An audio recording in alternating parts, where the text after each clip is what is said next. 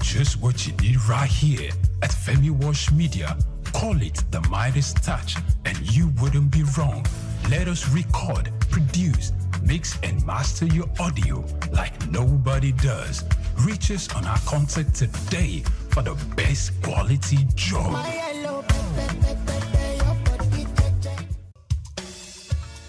Fellow Nigerians, did you know that constituency and executive projects in your communities are not gifts from your legislators?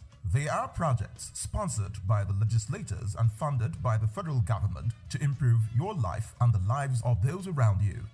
These projects belong to you. Without your vigilance, they might never be completed. Don't allow them to fade away into unfulfilled promises. Stand up, take ownership, monitor their progress, demand accountability, and report concerns to ICPC. Call our toll-free line now on 0800 2255 4272 or WhatsApp only on 0806 656 4726. This message is brought to you by the Independent Corrupt Practices and Other Related Offences Commission (ICPC) with support from MacArthur Foundation and the Center for Democracy and Development in Africa (CDD). The National Assembly, in collaboration with the African Development Studies Center (ADSC), held a 5-day national capacity building workshop on treaties, agreements, and protocols for federal MDAs, with the theme Enhancing Institutional Capacity for Effective Treaty Negotiation, Implementation, and Oversight in Nigeria.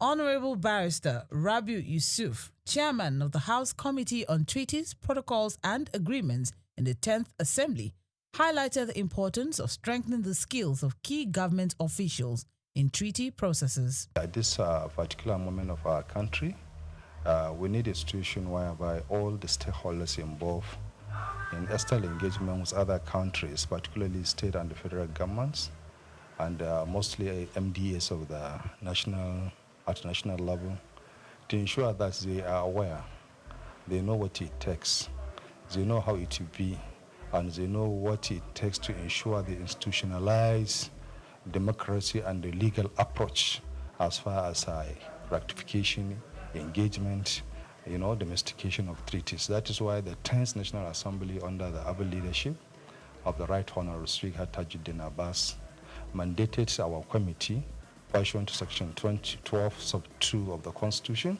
that we should reach out to all necessary stakeholders who are personally stakeholders on this engagement to ensure they know how it takes and they know how to execute it. Basically, that is the reason we are conducting this exercise. Actually, I think there is no point for me to deliver my remark at this time because I'm very much aware that my remarks have been delivered yesterday in extension. So in either words, I will just say I sincerely appreciate your presence in this program, and I believe it will go far in helping the system, stimulating the system, and work for the Nigerian progress. So I wish you a fruitful discussion and a successful outcome. Thank you very much. The major challenge, everybody is going silo, in the sense that we are not trying to bring ourselves into the same table to ensure that before you find any entity, be it state, local governments, or federal entity, as far as engagement is concerned with other outside worlds, you need to know there are provisions of the Constitution which you need to comply. Failure to comply with that provision of the Constitution, whatever you do, it will go to a nullity, invalid, and is inconsistent with the provisions of the Constitution. And to the extent of that inconsistency, it is null and void, and of no effect whatsoever. So we're trying to avoid this scenario whereby at national level or at international fora, Nigeria will be embarrassed because the stakeholders, the principal actors, they didn't even know what they are doing. So that is why we decided at this particular moment, it is rife and necessary to ensure that we engage with unnecessary stakeholders. That is the basic reasons for engaging these activities. Actually, I recommend their effort to any other entity because if you can see, most of them, they are legal luminaries. They know their audience, they know what they are doing. So I really appreciate they did a very wonderful job. And I sincerely appreciate. That's the main reason that I say I need to be here in Lagos, at least to supervise the happening in Lagos, and I'm impressed. You know, engagement with outside world it is two ways. It is going to be either bilateral or multilateral. So with this kind of workshop or with this kind of discourse, we believe the principal actors will now know what it takes to enter a treaty. And if they comply with what they are taught in this session, if they advise their principal when they go back to their respective MDA on the right way to go, I believe most of the treaties will be legally binding in Nigeria, provided they follow the procedure laid down by the Constitution. The future is bright. And the future, you know, we will ensure in the future that all the treaties, all the agreements, all the international protocols have been observed to the latter, have been protected and imposed as it is enshrined in the Constitution.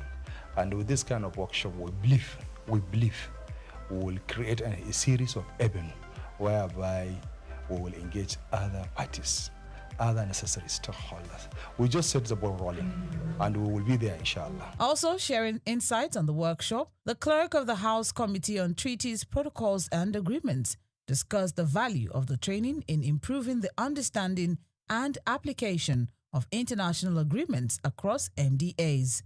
He noted that the engagement served as an eye-opener, equipping participants with tools for more effective negotiation and oversight. I'm a Nigerian, I'm a citizen of Nigeria, and I want Nigeria to benefit from its interaction with the international community, and it starts from things like this. For us to be able to interact well, we need to know what it entails to engage in the international community. When we are talking about treaties, what does it entail to enter into treaties? How do we do that? How do we negotiate? How do we implement? How do we oversight as a parliament? So it is my duty as a clerk of the committee to advise the chairman and the committee members on how to go on all these issues. And also very instrumental to the organization of this workshop today. Our partners, the facilitators, are very, very excellent. We appreciate them. And it's also a collaborative effort between us and them. And so far, so good. What we have ensured so far has been fantastic. The participants are very, very impressed. I myself am impressed. And I also there are some things I'm taking home. For instance, now, Nigerians used to think before that our negotiators who negotiate treaties will just go abroad, go on tea party, shopping, but it's not the case. By what I'm seeing here now, I can see experts, technocrats who know their honors, who take the bull by the horn and do what's supposed to do. That one has been established. Even our facilitators can attest to that as well. Another thing is that the quality of ideas being shown and being given us here is very, very apt to our situation presently, so that we can apply in our situation in Nigeria. And going forward, if this lesson continues, it's going to impact a lot, because the MDs, many of the MDs are here, even state governments, like Kogi State Government is here, the SSG is here, the Attorney General of Plateau State was also here, and also some top directors in the federal MDA, they are here. So it's a high-class, high-level engagement workshop. We are in a political environment, I must tell you that. But we, technocrats, are supposed to be the advisors and movers of policies. So they don't need to bend. They need to stick to the rule. And I also to advise our government, our leaders, that as well as they are making policies, they should also consider the benefits, the interest of the country, not just politics. They should not play politics with it. They should consider the interest of the country first, and also the people. It's an appeal that everybody that has a responsibility to do, either in the public service, or in private sector, in government, do your responsibility as much as you can. In a good faith, in sincerity. Don't put your personal interests above national interests. Ladies and gentlemen, good afternoon. It is my pleasure to be here to make a closing remarks for and on behalf of His Excellency, the Right Honorable Speaker, 10th National Assembly, Right Honorable Tajuddin Abbas. He has mandated me to deliver this goodwill closing remarks. We appreciate your time, your dedication, and your efforts in trying to attend this program and attentively pay attention to the discourse and further issue being deliberated here. And it is believed that this message you have learned here, or what you have learned here, will be passed towards your chief executive officers, and at the same time you will guide them achieving the necessary mandates in deciding issues of treaties, obligation of treaties, and what have you. So at this juncture, on behalf of the Right Honorable Speaker, we wish you a safe return to your various destinations, and we believe you will pass the message to all other necessary stakeholders. Thank you very much.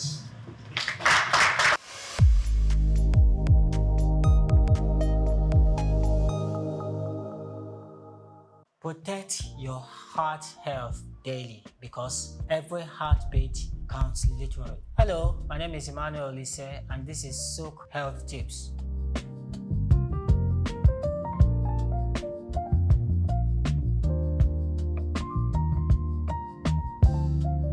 Let's talk about your heart, the tireless engine that keeps you alive. Most heart diseases are preventable through daily habits, not just medication. Eat for your heart. Choose foods rich in fiber like oats, beans, and vegetables. Use healthy fat from olive oil, avocados, and fish. Limit salt, sugar, and trans fats. They stress your arteries. Move every day. Even 30 minutes of brisk walking improves blood flow and lowers cholesterol. Your heart loves movement more than marathons. Quit smoking. Cut alcohol. Tobacco and excessive alcohol damage your heart's lining and blood vessels. There is no safe level of smoking. Quit early, live longer. Manage stress. Chronic stress raises blood pressure. Practice deep breathing instead. Stay connected with loved ones and rest well. In summary, your heart responds to how you live, not just how you treat it.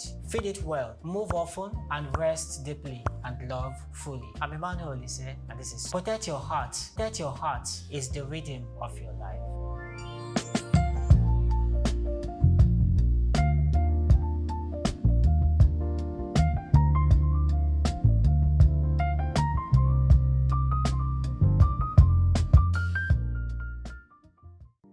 Generation of Nigerian artists is breathing life back into the age-old craft of bead making, a tradition that has adorned the necks, wrists, and waists of Nigerian women for centuries. Beads have always held a significant place in Nigerian culture, symbolizing wealth, status, and identity. In ancient times, they were used as currency and were integral in various rites of passage from birth to marriage. However, with the advent of modernity, the demand for traditional bead making dwindled as imported jewelry and contemporary fashion took center stage. In this special report, Bayo Olaoye will explore the noticeable resurgence in the popularity of beads, fueled by renewed interest in African heritage and craftsmanship. This revival is not merely a nostalgic nod to the past, but a vibrant contemporary movement that blends tradition with modern fashion trends. Artisans are at the forefront of this revival, infusing new life into beadwork by incorporating innovative designs that appeal to today's fashion-conscious consumers. Their collections, which range from bead necklaces to bold statement earrings, have found their way into the collections of top Nigerian designers and onto the necks of celebrities, musicians, actors, actresses, and socialites, both at home and abroad. One of the driving forces behind this resurgence is the growing pride in African identity. As more Nigerians embrace their cultural roots, there is a rising demand for fashion that reflects this heritage. Beads, with their deep cultural significance, are the perfect medium for expressing this identity. They are no longer seen as relics of the past, but symbols of a proud and vibrant culture. Moreover, the bead industry has benefited from the global shift towards sustainable and ethical fashion. Consumers are increasingly seeking products that are not only stylish, but also environmentally friendly and socially responsible. Handmade beads, often crafted from locally sourced materials, fit this trend perfectly. Thus, the artisanal nature of beadwork ensures that each piece is unique, telling a story of the hands that made it and the culture it represents. This renewed interest in beadwork has also had significant economic implications. Small-scale artisans and bead makers, many of whom are women, are finding new opportunities to market their products both locally and internationally. The rise of online platforms and social media has made it easier for these artisans to reach a broader audience, leading to increased sales and a more sustainable livelihood. Furthermore, the Nigerian government and non-governmental organizations have begun to recognize the potential of the bead industry as a tool for economic empowerment. Initiatives that provide training and resources to bead makers are helping preserve this craft, while also boosting the local economy. However, the resurgence of beadwork is not without its challenges. Artisans face competition from mass-produced, cheaper alternatives that flood the market. To survive, they must continually innovate and differentiate their products from these imitations. For many, this means striking a balance between preserving traditional techniques and incorporating contemporary designs. As Nigerian beadwork continues to gain recognition on the global stage, it is clear that this ancient craft is more than just a passing trend. It is a testament to the resilience and creativity of Nigerian artisans who are redefining what it means to be fashionable in today's world. It is a reminder that while fashion may evolve, the cultural significance of beads remain timeless. The resurgence of beadmaking in Nigeria is a powerful reflection of the country's rich cultural heritage. It is a movement that honors the past while embracing the future, proving that beads are not just ornaments, but symbols of identity, pride, and resilience.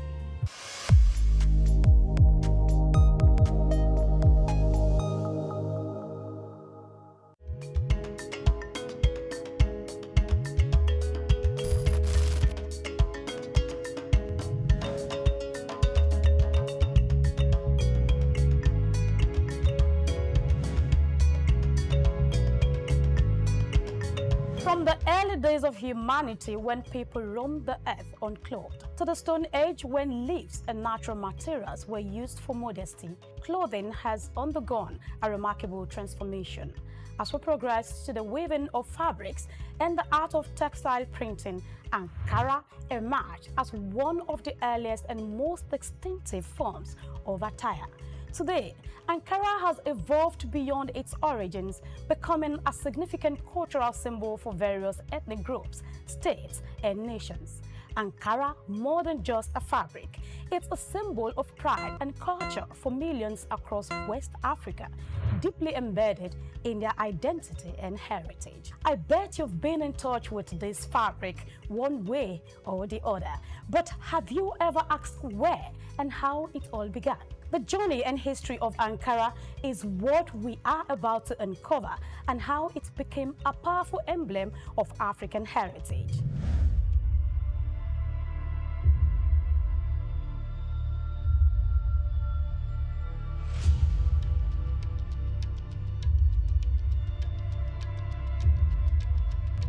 The story of Ankara begins not in Africa, but thousands of miles away in Indonesia, using the batik techniques. Batik is an ancient Indonesian art from where wax is used to create different patterns on fabric. The process involves applying wax to certain areas of the fabric to resist dye, creating elaborate designs. In the 19th century, Dutch colonizers who controlled Indonesia recognized the appeal of batik and then sought to replicate it. They adapted the technique using industrial methods such as roller printing to produce the fabric more efficiently and in larger quantities. Talking about its transition to West Africa, Dutch manufacturers initially aimed to sell the printed batik fabric in Indonesia and Europe. However, fabric found a more enthusiastic market in West Africa, where it was embraced for its vibrant colors and patterns.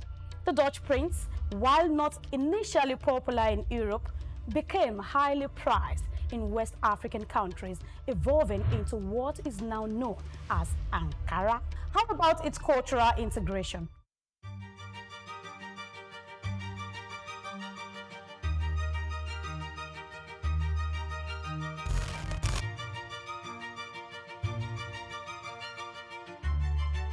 Well, the exact individual or company responsible for introducing batik to the African market is not well documented, but over time, Ankara became deeply integrated into West African culture, symbolizing various aspects of identity, status, and tradition.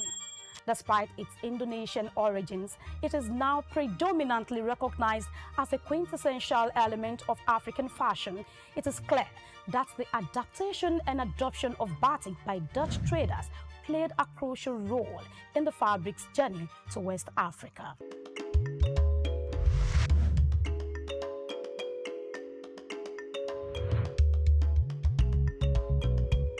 By the early 20th century, these vibrant fabrics had become deeply embedded in the West African culture, from bustling markets to family gatherings. Ankara was more than just clothing.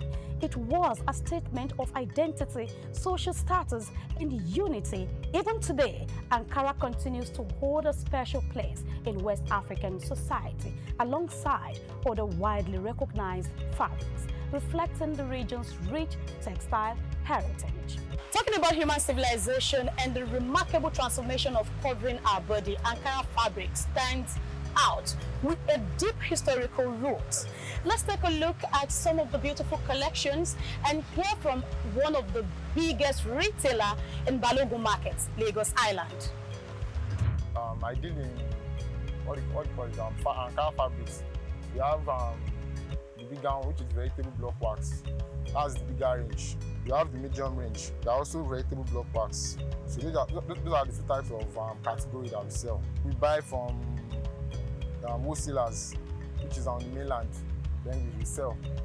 Like people use it for ashwebi. Some people use it for ready to wear, like tailors. They use it for ready to wear.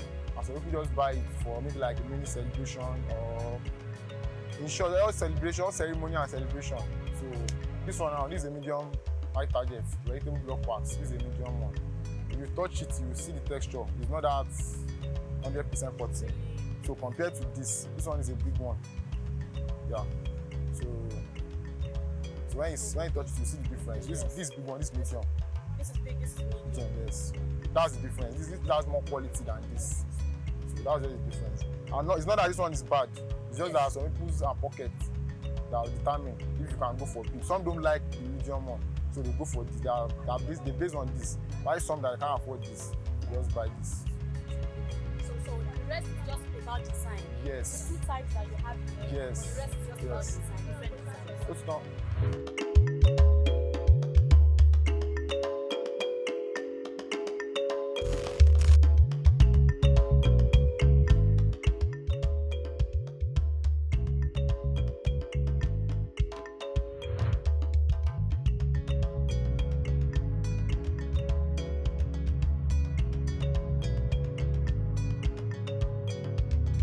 As West Africa gained independence in the 1960s, Ankara's popularity soared. It became a symbol of African pride, a rejection of colonial influences, and an embrace of cultural heritage. From everyday wear to high fashion, Ankara represented a new era of self-expression.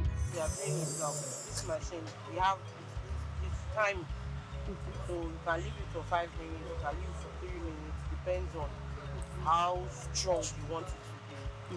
So, and as long as you can keep it for that a couple of times, that's how it will last. Will last, okay. And another thing that make it fade off easily is washing machine. Oh. Yeah, when you are using a washing machine. So it should be hand washed, not.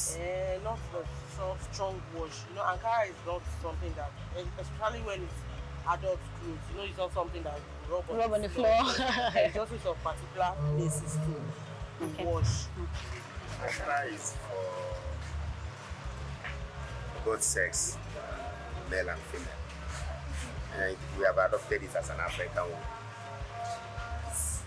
Even some of our brothers have brought this ethnic outside to show as an African wear.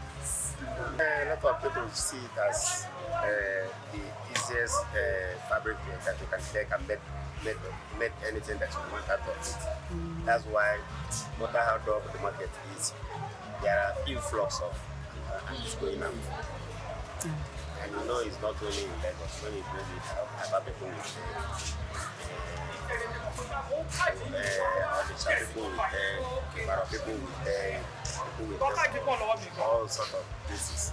So that is how it spread. So you'll be surprised that you are sitting down here, you will see design today, tomorrow you will not see it. So there are some trends in Ankara, there are some outfit that is like, well, we can't specify now because anybody can wear anything, but you see some colors that are too sharp. You say that it's outside color. Igbos like dull color, yellowish, and you know there are some like this one that is here now. It's an Igbo uniform. That's fragrant stuff. It's an Igbo uniform. You see, go to. Okay. If you go to function, you see things like that. And if you go to market, it's a separate, and the price is different. It doesn't move like the others. Okay. So you have to buy with caution. Today, Ankara is not just a fabric, it's a global phenomenon, worn by millions. It graces runways from Lagos to Paris, New York to Tokyo. As a symbol of African pride and identity, Ankara continues to evolve, influencing fashion, art, and culture worldwide.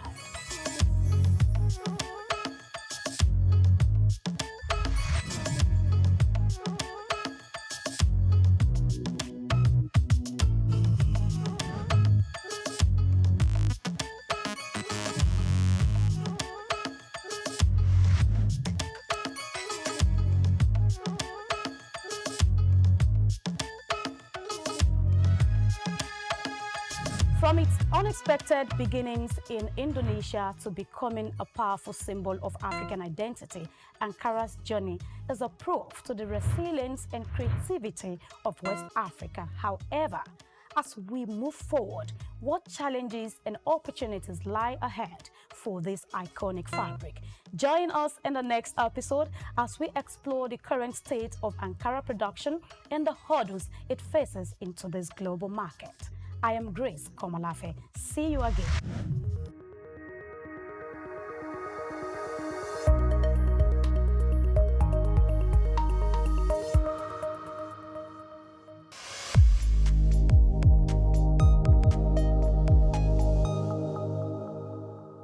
Hello Nigeria, hello Africa. Yeah, this is Sound Man. Keep watching SOUQ News. My name is Babalola from Excel LED. Keep watching SOUQ News.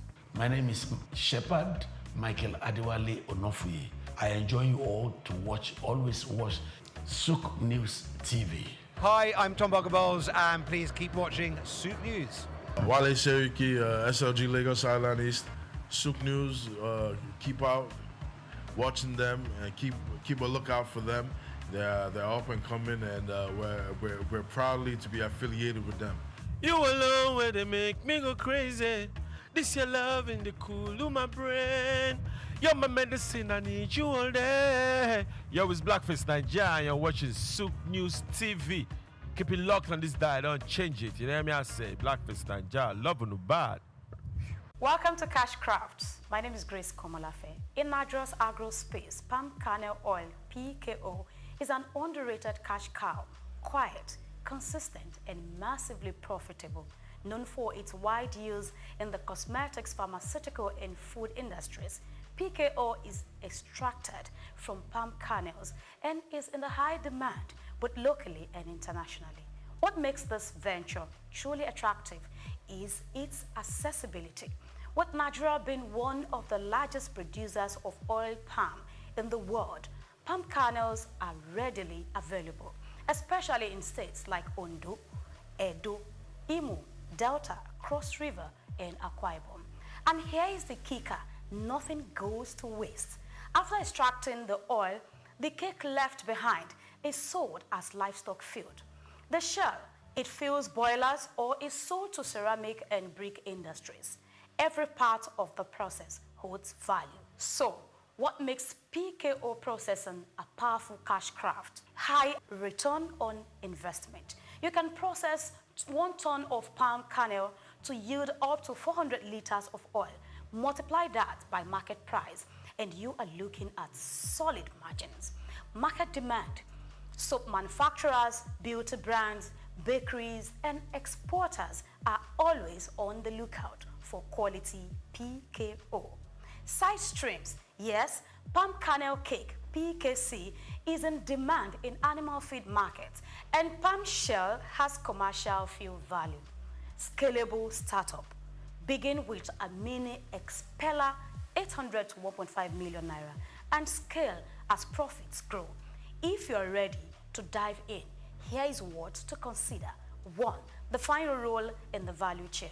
Processor. Now buy kernels, extract oil, and sell to local or industrial buyers. Again, broker, marketers, link processors with big buyers. Earn by volume. Aggregator. Buy in bulk from rural producers, clean and resell to processors. Moving to number 2, set up your production. Machinery needed, that includes cracker, separator, kernel oil expeller, filter press. Yes, you need power source, diesel or electric motors. Just know your local power availability. Now, factory location, that's very important. Set up near kernel supply regions to reduce logistic costs. Now we go to 3, get quality supply and handle storage. Buy dry, I mean well-preserved kernels. Avoid muddy or sour-smelling ones. Store in clean. Keep sacks away from moisture. And we'll move to 4, connect with buyers. Yes, you will need to connect with beauty and skincare industries. Shell butter plus PKO is equal to good. Also locate soap factories and bakeries. Now, sell via online platforms. You can connect to exporters.ng and B2B portals. We go to 5. Understand regulations and packaging. Ensure hygienic NAFDAC compliance packaging if selling to food and beauty firms. Learn the rules for local transportation or export standards. And finally, palm kernel oil processing is a low noise, high profit business with deep roots in Nigeria's agricultural economy. With the right tools, connections, and product quality, you could turn this natural resource into a thriving year-round business. I am Grace Komolafe. This isn't expert advice, but it's a wake-up call. Don't just think, do it. In this business, your vision, precision, and consistency will bring you the cash craft you seek. I'll see you again.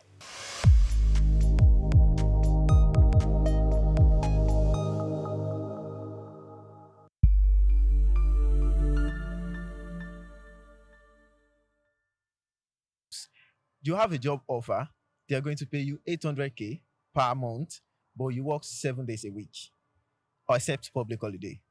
Or you earn 500K per month, but you work 5 times a week. Which one do you think you will go for?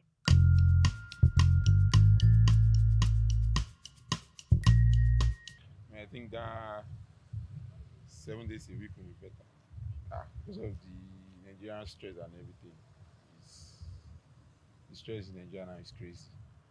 Well, I'll definitely go for the one of 500k because my mental health is very, very important. I mean, what's the purpose of working when you don't have the time to spend the money you're working for or have some good time with your family? So my mental health is going to suffer. I'll go for the one of 500k because the pay is okay, same as one of 800k, and I have to work 5 days, so I get to rest, and I'll have more peace of mind. Like, that's just it. Okay, that's actually very tricky. Considering the Nigerian economic system, I would go for the 800, along with side hustles and all that, because it's something that could cover up for a lot of things. I'll go for the 500k one because I like my peace of mind. I like rest days.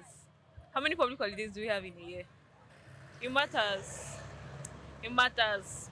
At least I'm guaranteed my Saturdays and Sundays peace of mind. Not that you'll be calling me to work on Sunday because there's no, I don't want that. Probably go for the 500k a week. That's more sustainable. I can't work 7 days a week all my life. I'm human. I need to sleep. I think the 500k one, because at least I still need time to rest for myself. So yeah, I think I'll prefer the 500k one. I'll go for the 500k for 5 days because I don't think I can do the 7 days per week, just working non-stop. It's very exhausting for me because I think as humans we need sometimes to relax, take a weekend off, play basketball, something, but I can't do the 7 days per week. I prefer the 5 days.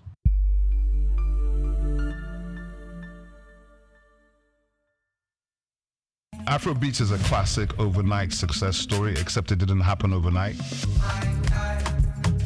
I'm happy to be here.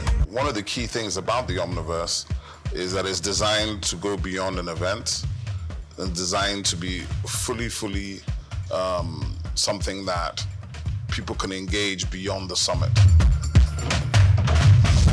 The point being that Nigeria has so much to bring to the world in terms of these things, but we will be bringing fresh energy, fresh ideas, a fresh engagement, and we're obviously open to collaboration. But hip-hop, it never dies. What's the difference between Thor and Shango? Thor is approaching $50 billion in revenue. Shango's broke somewhere outside Lagos. And that's a lack of imagination on our part, Africa, and they're all Nigerian. So to be seen and to be noticed is very hard if you're not in the place where all the noise is being made.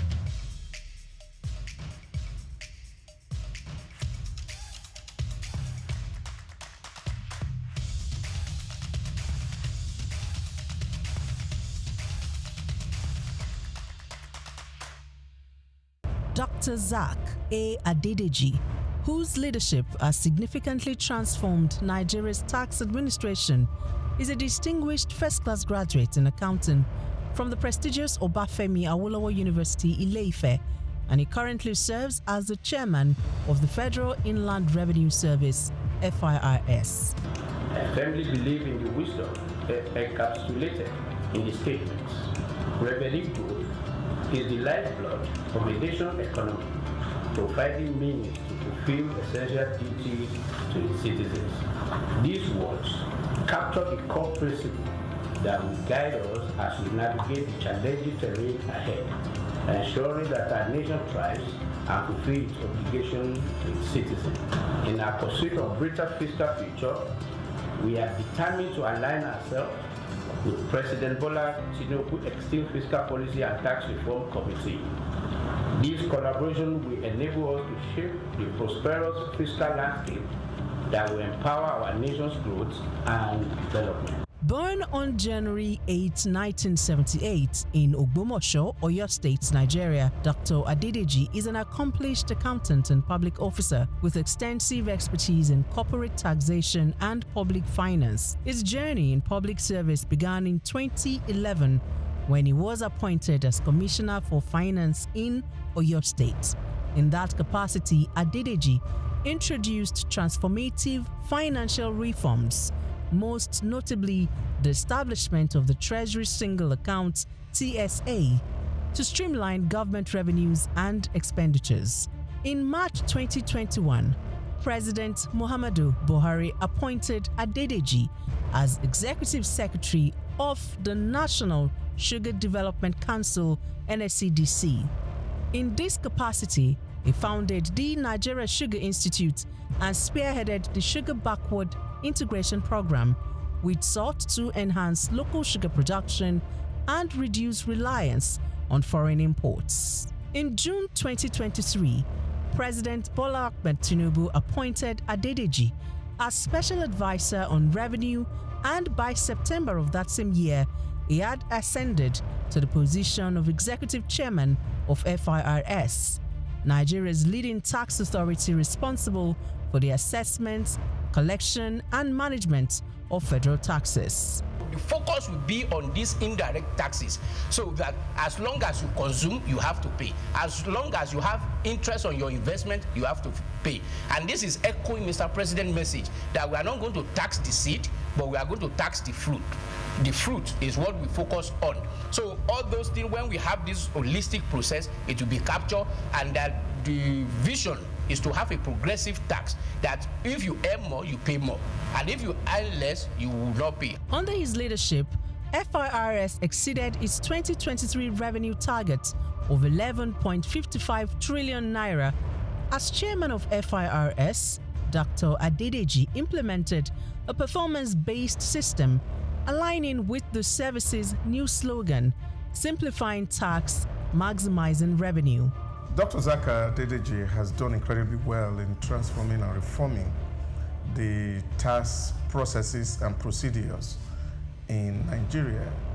In a little over a year being at the helms of the affairs of the tax body in Nigeria, we have seen a significant improvement in revenue generation. His policy of not crumbling business with taxation is something that also needs to be applauded. Zaka Adedeji philosophy is taxing fruits and not the seed, and taxing prosperity, not poverty. Because if you look at the fiscal landscape of Nigeria in the past 10 years, you find that businesses have struggled to live, and that has led to the exit of so many businesses from Nigeria. But with this new reform, we're seeing that the businesses will profit from the reform processes, and that will mean more business for Nigeria. We will have a lot of foreign inflow in terms of foreign direct investment that will actually drive the process of economic growth for the country. And I think he has done so well, and he deserves a kudos, especially for taking the giant stride to restructure FRS for efficiency, for accountability, and for value for money. He has also made the welfare of the staff a top priority, fostering a positive working environment that has brought smiles to the faces of FIRS employees nationwide. Supporters of the tax reform bills highlight several key benefits, harping on the need for streamlined tax processes that could reduce bureaucratic hurdles and foster an environment where businesses can thrive. He has initiated a lot of reform which dovetail into the tax reform bills that is before the National Assembly. This initiative is to improve on the tax administration system in Nigeria with a view to improving on the collection systems that will be beneficial to every member of the Nigerian state. SOUQ, as is well known, has improved on simplifying tax reform even within the federal landed revenue, which in no means has improved on tax administration, and he celebrated essentially for the core initiative of the tax reform. Under Dr. Adedeji's leadership, Nigeria's tax system has gone beyond mere policy adjustments. Its focus is on fostering sustainable growth and ensuring that the benefits of tax reforms reach both businesses and citizens.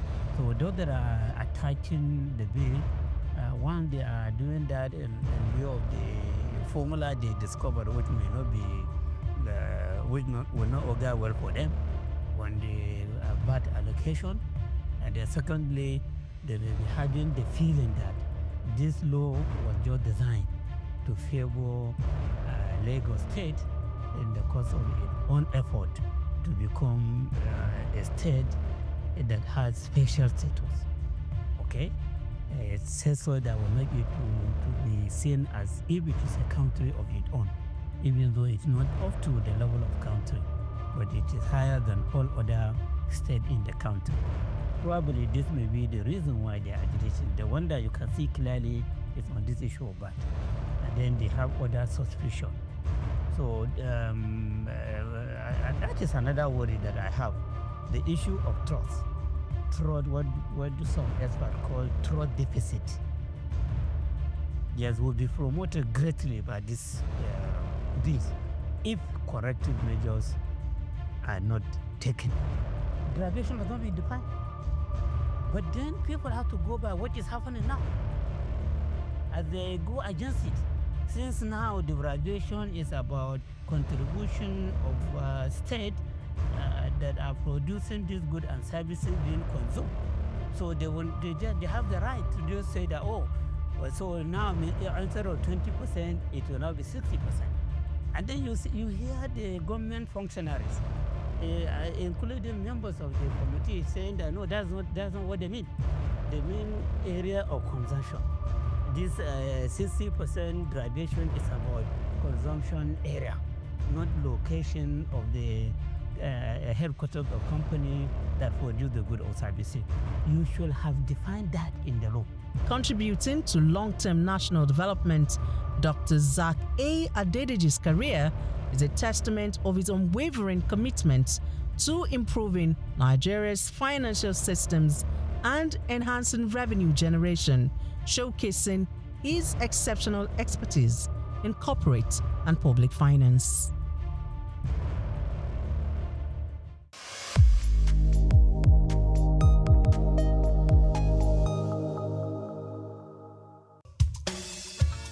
Fellow Nigerians, did you know that constituency and executive projects in your communities are not gifts from your legislators? They are projects sponsored by the legislators and funded by the federal government to improve your life and the lives of those around you. These projects belong to you. Without your vigilance, they might never be completed. Don't allow them to fade away into unfulfilled promises. Stand up, take ownership, monitor their progress, demand accountability, and report concerns to ICPC. Call our toll-free line now on 0800 2255 4272 or WhatsApp only on 0806 656 4726. This message is brought to you by the Independent Corrupt Practices and Other Related Offences Commission (ICPC) with support from MacArthur Foundation and the Center for Democracy and Development in Africa (CDD).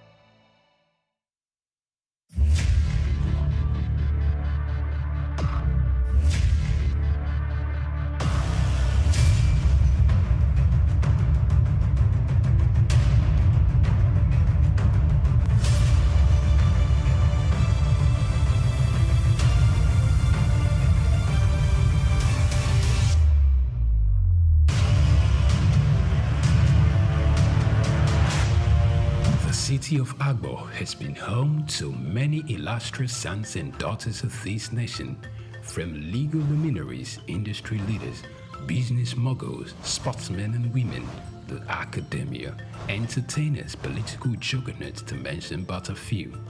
because of its peculiar location connecting the southeastern to northwestern Nigeria. It is a melting pot of both commercial and agricultural services with a diverse population of residents and settlers.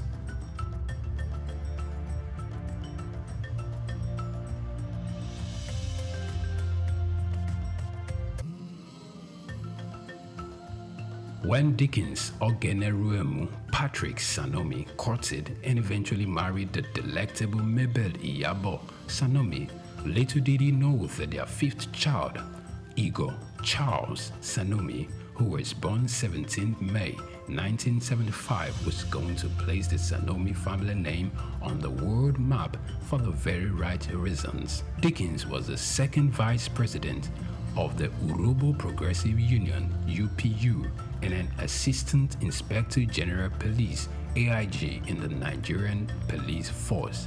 His mother was a Yeye Jemo, tribal chief of the Ishotun Ijesha Kingdom in Osun State, and also a nurse.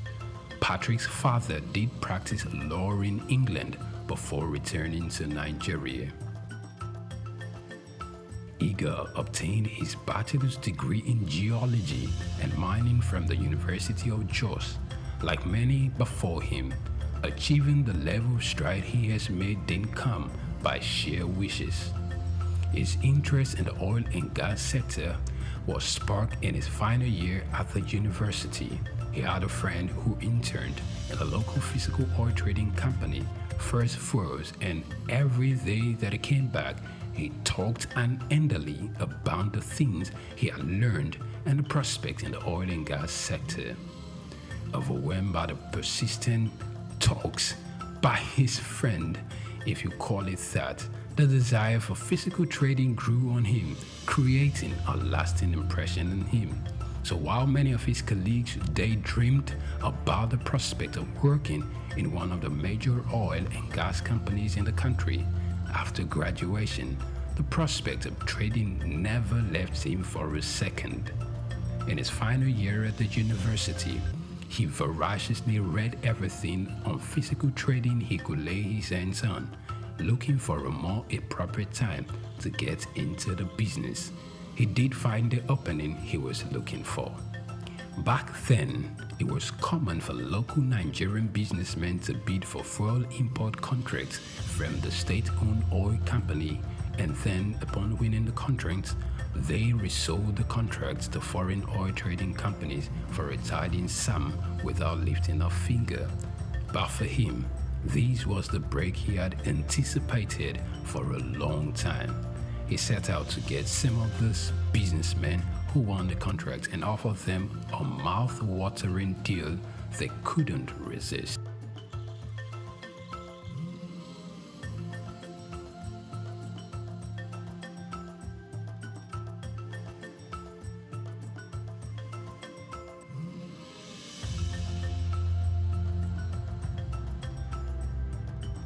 Igor is the founder of Talaveras, a $2 billion company. Now, if you heard his feat, you would have thought it was but a walk in the park.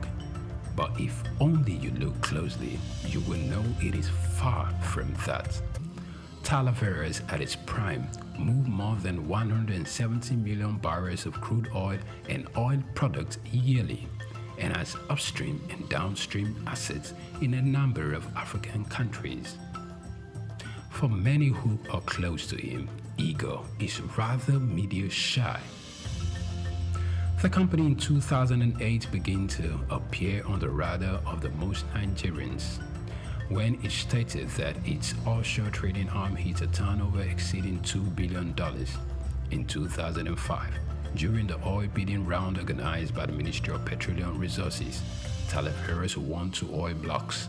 Then, following a crude swap arrangement with Duke Oil Incorporated, a subsidiary of NNPC, Talaveras also benefited. In the same vein, Talaveras in 2013 acquired a stake in the 900 megawatt Afam power plant in Rivers State. Additionally, in 2014, the company invested a minority stake in the IATO consortium that acquired prolific OML-29 from Shell. Local companies that had the capacity to engage in the oil sector were strongly encouraged to participate in the bid for government tenders. In April 2022 of 2010, the Local Content Act became law and Talaveras met the criteria. True to his nature, he expressly said that he had never at any point obtained any contract through dubious means.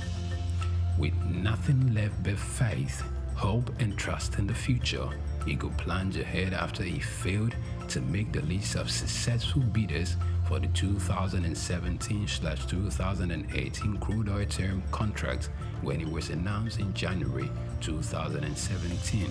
This was one of the unsovereign moments in his career.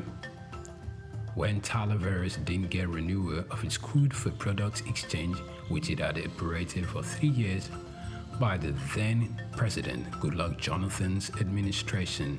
This dealt a big blow to Talaveras because it had earlier entered forward contract and based revenue projection models on it. Many who long awaited its fall thought long and hard how Talaveras was going to replace these revenue streams. But like a phoenix from the ashes, Talaveras rose to the occasion by going back to the drawing board to re-strategize. It structured and engaged its international creditors. This led to matters assuming a legal configuration, and there were many out-of-court resolving of matters. He admitted to Talaveras having gone through a series of challenges, also that his affairs in Nigeria have been largely misunderstood by many.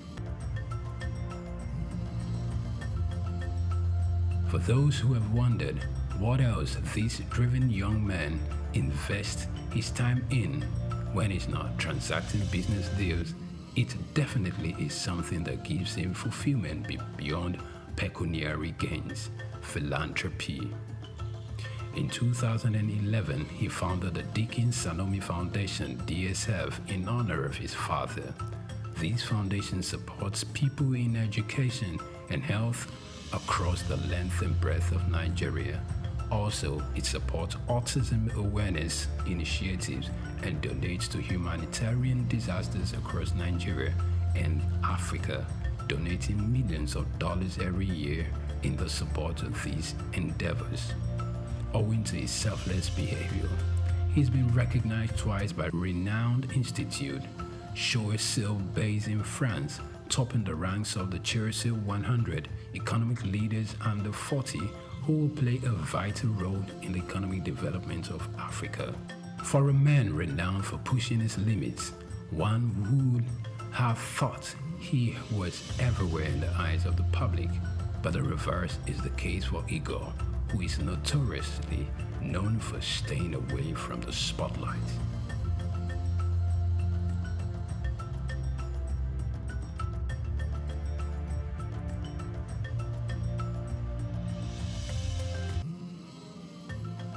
In 2014, he was awarded a Papal Medal of His Holiness Pope Francis for his ongoing dedication to the Catholic Church and support of the Vatican's mission in Nigeria. He donated to cancer research through the Bobby Moore Fund for Cancer Research in the UK to help fund prostate cancer research. This earned him the Martin Luther King Jr. Award, which was held in Washington, D.C. in 2016. More recently, he founded the inaugural Touch or Light Today campaign launched by the Global Initiative for Peace, Love and Care, GIPL, across 3 states in Nigeria, with the goal of reaching 1,000 vulnerable patients who cannot pay their medical bills. The campaign ended on 17th May 2017. Salome is working on restructuring his business alongside the trading arm, which is led by the CEO, Marcio Beavalon, a former royal executive with 35 years work experience, and William Brock Tupeni, another seasoned upstream executive, formerly with the Petrofac. Eagle remains committed to growing his business ventures across Africa. Eagle, Charles Sanomi.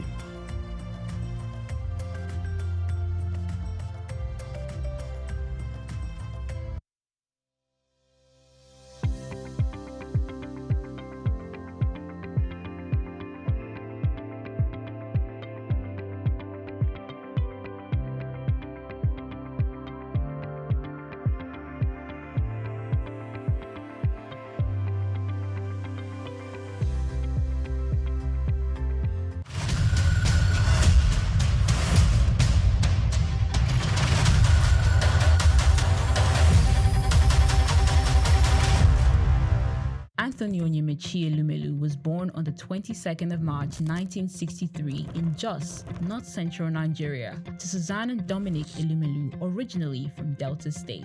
Tony earned a degree in economics from Ambrose Ali University, where he laid the foundation for his future career, and then furthered his education at the University of Lagos, where he obtained a master's degree in economics. His academic journey also includes attending the Harvard Business School, where he completed the Owner of President Management program, equipping him with advanced business management skills. Tony currently serves as the chairman of Heirs Holdings, Transcorp, and United Bank for Africa, UBA, demonstrating his significant influence in the banking and investment sector. He founded the Tony Elumelu Foundation, which aims to empower African entrepreneurs through comprehensive training, mentorships, and funding opportunities. In addition to his professional achievements, he's also a family man, married to Dr. Adele Vivian Elumelu, and together they have 7 children. In 2020, his efforts were acknowledged when he was named one of Time's 100 most influential people in the world. Anthony Elumelu's net worth is estimated to be around $700 million, a testament to his successful ventures and strategic investments. Elumelu continues to be a driving force in the business world, advocating for sustainable economic growth and empowering the next generation of African entrepreneurs.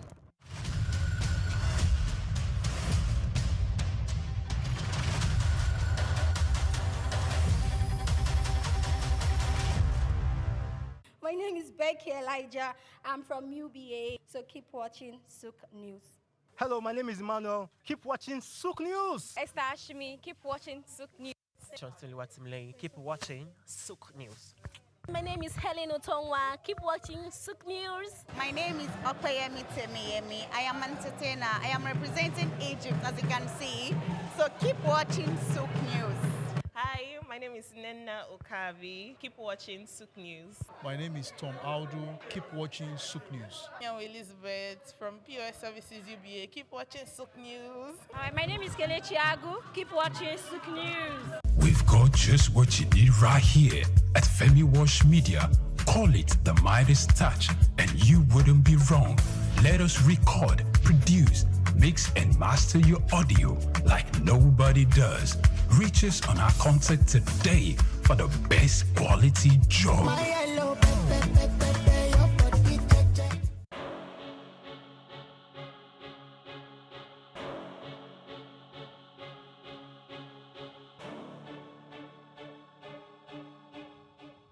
Elon Musk is a visionary entrepreneur leading innovative ventures in technology, space, in Pretoria, South Africa. Talents for computers and entrepreneurship emerged early, and at age 12, he created and sold a video game. Musk studied physics and economics at Queen's University and the University of Pennsylvania. In 1995, Musk founded Zip2, sold to Compaq for $307 million. He also co-founded X.com, which became PayPal, acquired by eBay for $1.5 million in 2002. Driven by a vision for humanity's multiplanetary future, Musk founded SpaceX in 2002, developing affordable rockets to support International Space Station mission and NASA's Artemis program. He became a major investor in Tesla 2004, launching electric vehicles like Roadster, Model X, and Model 3. Tesla unveiled the Cybertruck beginning deliveries in 2023.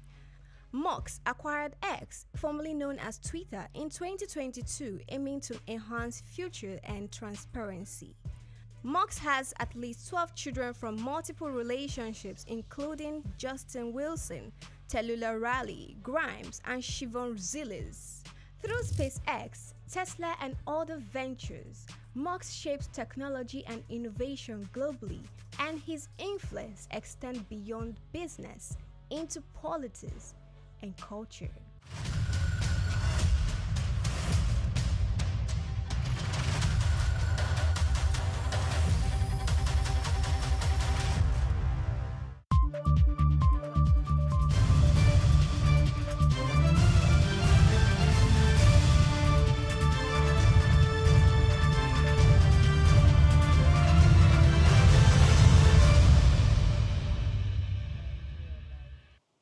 Hello and welcome to the Monday's edition of SOUQ Business Landscape, where we go beyond the headlines to uncover what happened, why it matters, who benefits, who bears the cost, and what comes next. I am Olumide Shovel.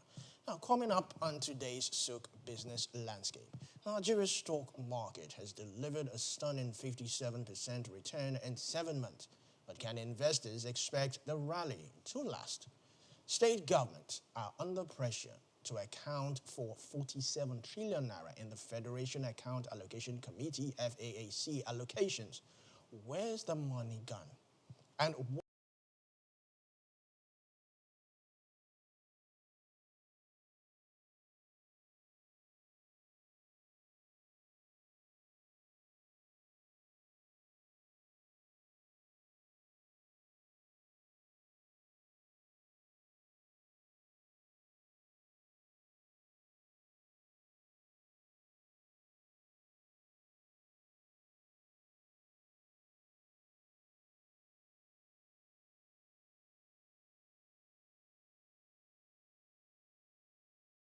can Nigeria close its power gap and give businesses the reliable electricity they need? And while compressed natural gas, CNG, is helping some transport operators cut fuel cost, commuters are still paying high fares. Where is the saving going? All these stories and more on SOUQ Business Landscape. Coming up after this break. Stay tuned.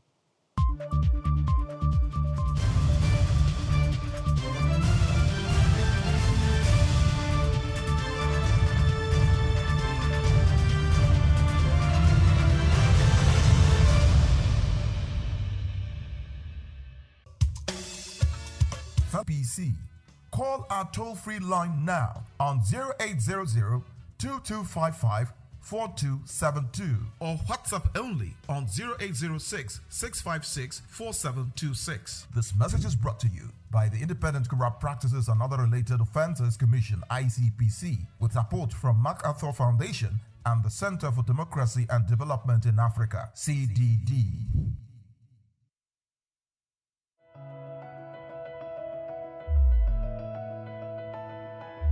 The economy is changing. Technology is advancing. Industries are evolving. The question is, are your skills keeping up? Today's job market rewards adaptability. New skills create new opportunities, and continuous learning increases earning power. Whether it's digital literacy, technical training, financial education, or entrepreneurship, investing in your skills is one of the smartest investments you can make. Because buildings and machines drive development, but skilled people drive economies. Learn more, earn more, contribute more. Empower yourself, strengthen the workforce, build the future. This message supports sustainable economic development.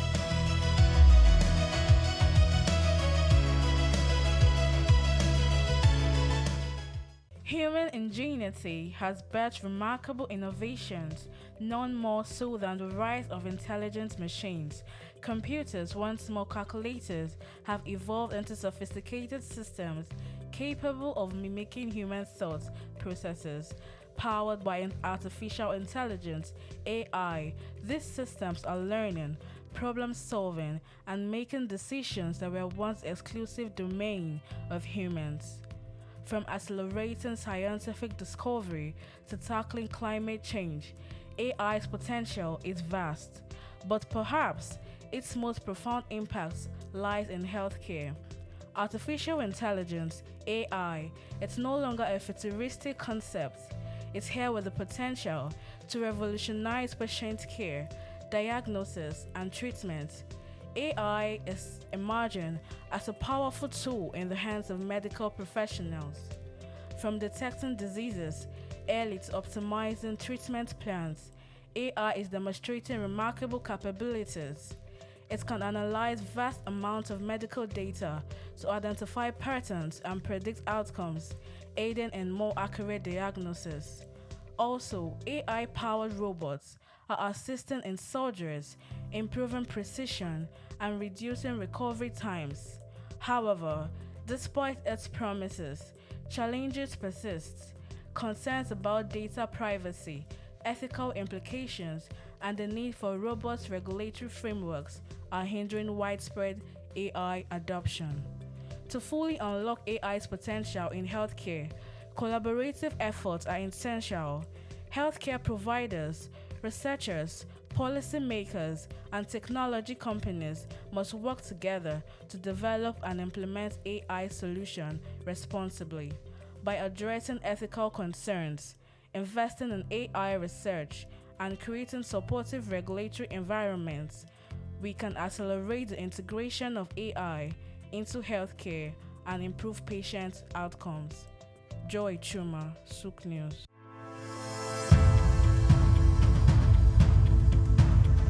The growing interest in Nigeria's lithium reserves comes as countries worldwide scramble to secure supplies of the mineral, which is essential for powering the green energy revolution. In this special report by Bayo Olaoye, the need to harness this resource for growth and development is examined, with the evolution of electric vehicles and renewable energy storage systems. Lithium is a key component in the production of batteries for electric vehicles and renewable energy storage systems, and Nigeria is positioning itself to become a major player in the global lithium market. Nigeria's vast lithium reserves, valued over $34 billion, is no doubt attracting world attention, while lithium factories are springing up in different parts of Nigeria already. The attention of the international mining industry is also focused on lithium because it is critical raw material for the production of solar panels and electric vehicles. Analysts predict that global lithium market could grow robustly over the next decade, driven by the rapid adoption of electric vehicles and renewable energy technologies. Data from a Global Future Market Insight showed that the lithium mining industry has emerged as a cornerstone of the clean energy transition, driven by the skyrocketing demand for lithium-ion batteries. The surge in lithium demand is driven largely by the electric vehicles market, which accounted for over 70% of the global lithium consumption in 2024, according to an Iranian-based research firm. With countries such as the United States, China, and members of the European Union pushing for next zero emission by mid-century, lithium demand is expected to escalate further. The federal government, indeed, the Ministry of Solid Minerals Development, should intensify efforts geared at renewing and resuscitating the viable lithium industry in the country to its full potential. As Nigeria diversifies its economy into other sectors, the lithium industry offers hope and expectation that this sector would earn more revenue for the country. Nigeria should not just watch with folded arms, but must strive with the political will to develop and strengthen the country's vast lithium reserves.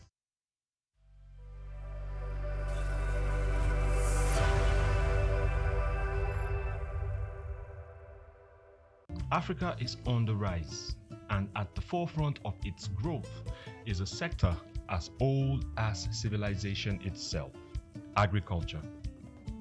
once marked by subsistence farming and challenges with food security, agriculture in Africa is now experiencing a powerful transformation.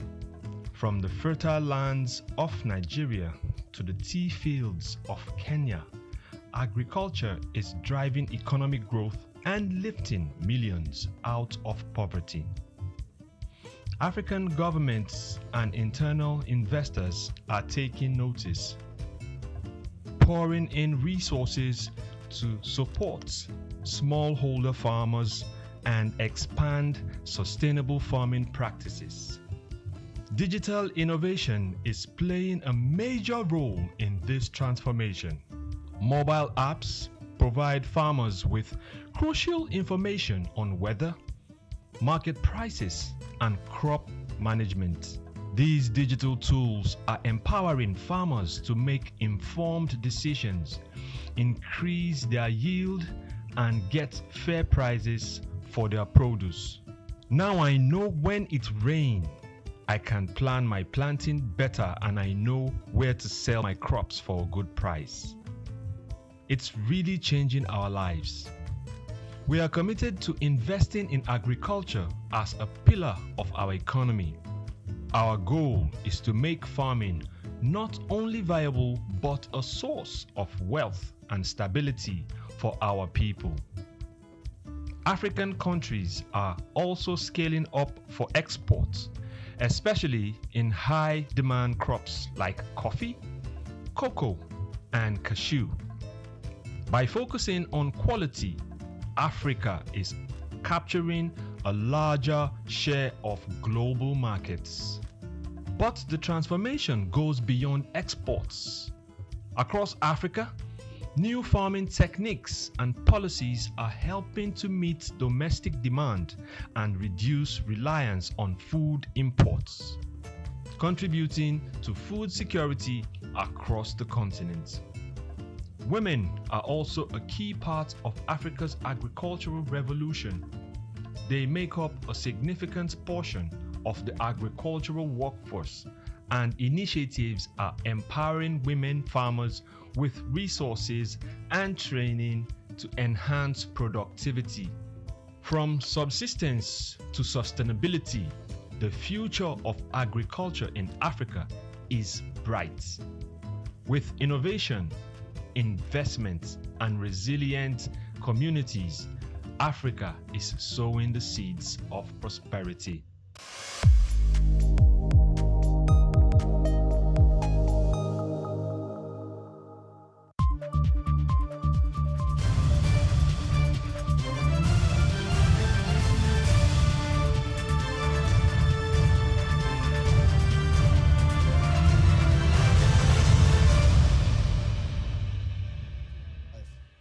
Welcome back to SOUQ Business Landscape. Let's start off with the first story. Now, Nigeria's equity market delivered a 57 return in the first 7 months of 2026, according to a Coronation Asset Management Managing Director, Egbefu AIG Amokwede. Now, speaking during the coronation of the first half of the 2026 Capital Market Review and Outlook presentation, he said the strong performance was driven mainly by domestic capital rather than a significant recovery in foreign portfolio investment. Now, the Nigerian Exchange Market Limited has benefited from stronger participation by local investors. The performance points to improving confidence in the Nigeria's capital market as macroeconomic conditions stabilized. Increased domestic investments could provide greater depth and resilience to equities market, reducing its dependence on volatile foreign flows. However, sustained gains will depend on continued improvement in inflation, exchange rate stability, and economic growth. The market's next challenge is converting renewed investors' confidence into longer-term capital formation and productive investment. Quite an interesting story. Joining us via Zoom is Mokhtar Amin. Good morning. Welcome to SOUQ Business Landscape, Mokhtar Amin. Good morning, Mr. Shokoya. Good morning, Nigerians. All right. So this report says that there's been a 57% return in the first 7 months of 2026. So let me start by asking, in your opinion, what drove this 57% return in the capital market? It's just strong.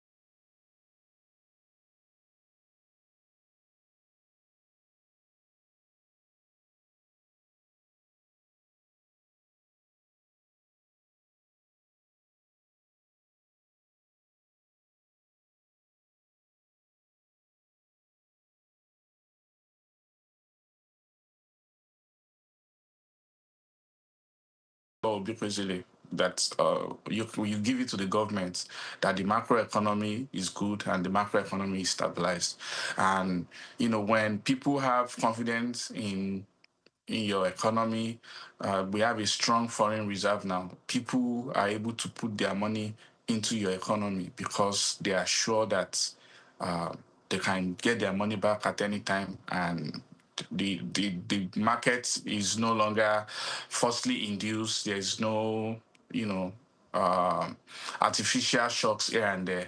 The market is transparent, and when you have that, the money will come naturally.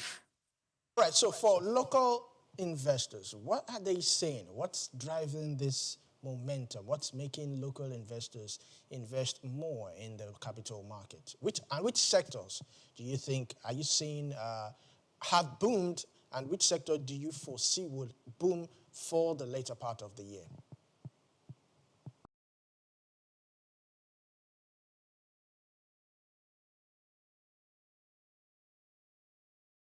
Literacy or digital literacy to bring these informal sectors into the stock market?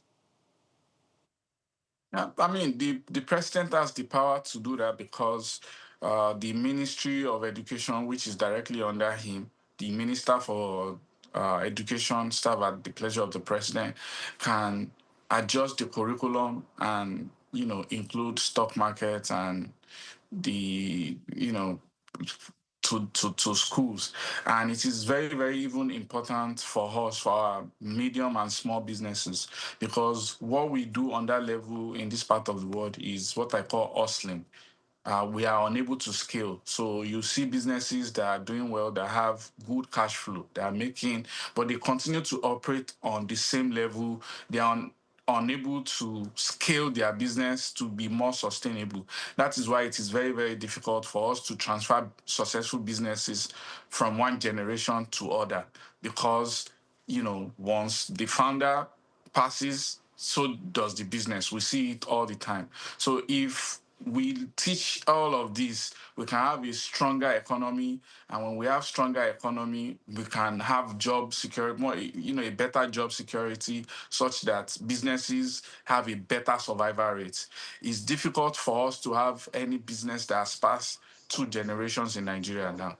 Most businesses, died with their founders, and that's because we don't have enough business and financial literacy and how to scale generally. And we don't know how to raise money to scale like the rest of the world.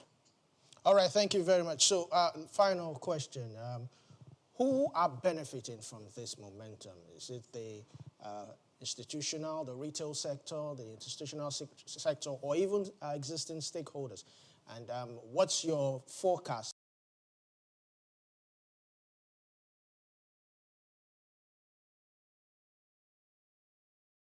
I can't even imagine what the return will look like. It's going to explode. And when that happens, a lot of this increased confidence will help more businesses and more companies able to expand, they need this money from the markets to increase their operations.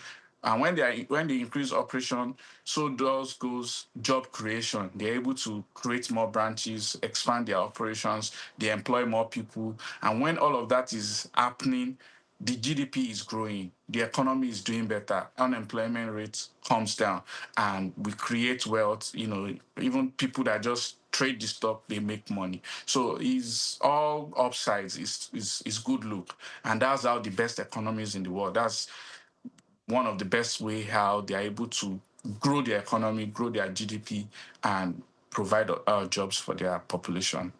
All right, thank you very much, Mochalami. Let's move on to the next story for this morning.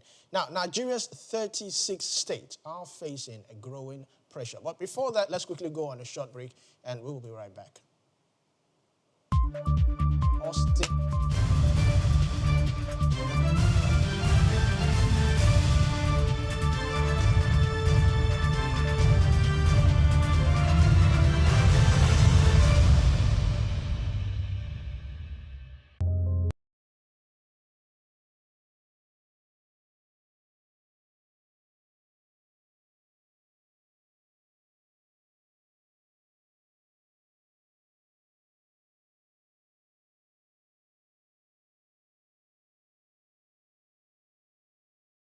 Families earn.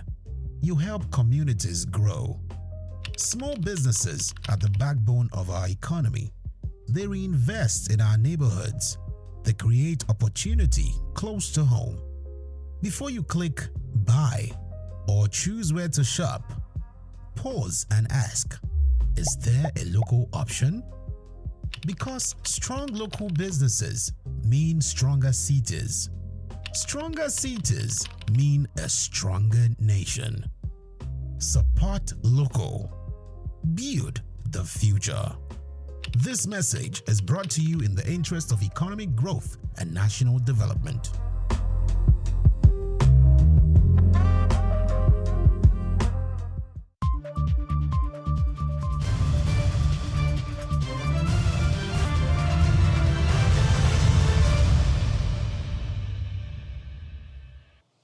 Welcome back to SOUQ Business Landscape. Now, Nigeria's 36 state governors are facing growing pressure to account for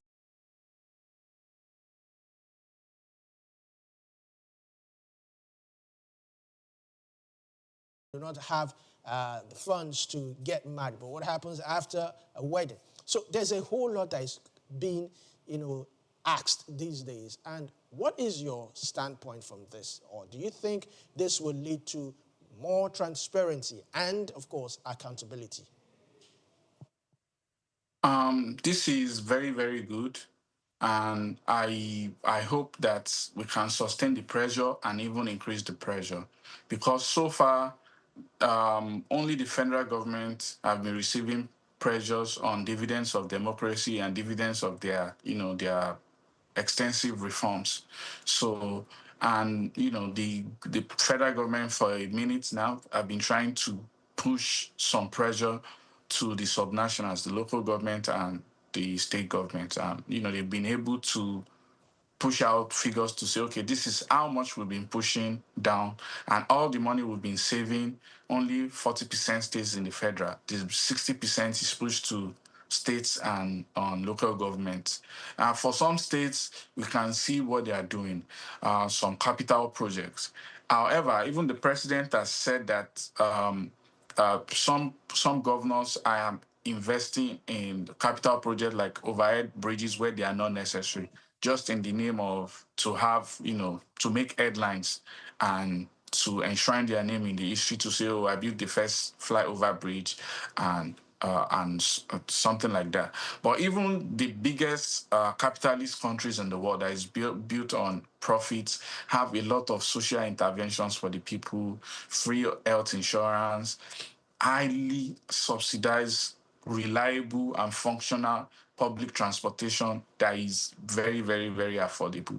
The only people that are doing that in the whole federation is Lagos State with BRT and the train. But even in my opinion, I feel like it is still expensive, that it can be cheaper.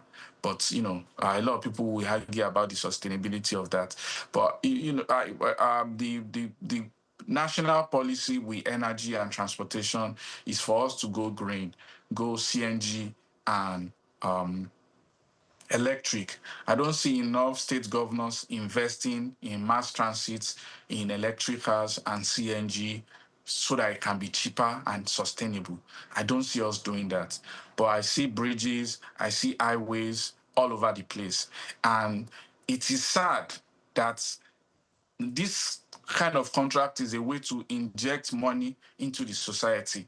But a lot of the governors are not patronizing their local contractors, their local construction companies. So the money is not staying in their economy. So it just means, for example, if you give a contract in Lagos to a German or a Chinese company, the people of Lagos cannot feel the billion, 10 billion, 20 billion,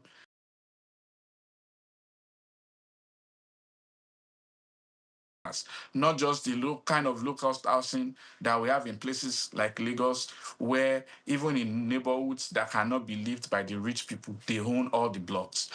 We have to find a mechanism where people can rent directly from the government. Not everybody can buy flats. Poor people should be able to rent directly from the government, maybe through a third-party agency or some reliable form of policy and arrangement that works. And middle class that can afford should be able to buy genuinely flats that are low cost compared to the prevailing average market prices. So we need to sustain this pressure both on the governors and the local government chairman. All right, so there's a report that I read over the weekend that the federal government wants to build a website where Nigerians can check how 774 local governments spend public money. So that means you'll be able to see allocations, budget, projects, and all of that. Do you think this will be a welcome idea, not just for local government, or even state governments? Yeah, this is a welcome idea. Remember, this administration introduced a portal on the CBN website where we're able to track allocation to both state governors, state governments, and local governments. So if they want to take it a step further, to be able to now show how this local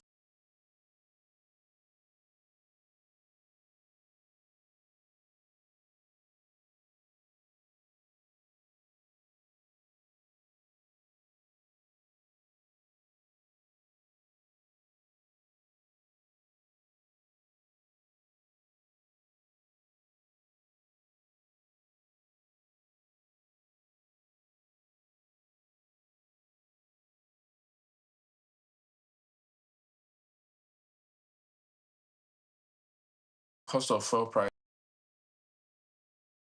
difference in pump prices across the country based on logistical cost difference. So, higher cost of energy, and especially on states up north, and there are so many factors that goes into that. They look at the distance, which is obvious. They are going to spend money to transport it, and then they look at the risk too, the state of the road to get there. A lot of these tankers don't make it to where they are going to because the road is bad. They get accident, they fall on the road and everything spill. So all of this goes into the insurance of each truck. So, and all of this cost component is pushed to the final consumers. So if Dangote want to take on this cost, is going to be beautiful. And I would like to highlight that Dangote is able to take on this responsibility because he has invested so much in electric haulage trucks. So, and that is what we need to. The whole world is embracing this. They are bringing the cost of energy down. Mass transit buses in major cities in the world are now electric, are now CNG. They've been CNG for years. Now they are even moving into electric. And we now have countries that are building electric charging roads where when you are driving on the road, the car is charging. So, for example, their mass transit bus does not need to park at any time of the day to say they need to charge for 6 hours. As they are driving on the road, the bus is being charged. So we need to do that. State government and local government across the country, they need to start building charging points in federal ministries, in federal hospitals, like the rest of the world. So they need to invest in all of that. And we should stop saying state governments buying gasoline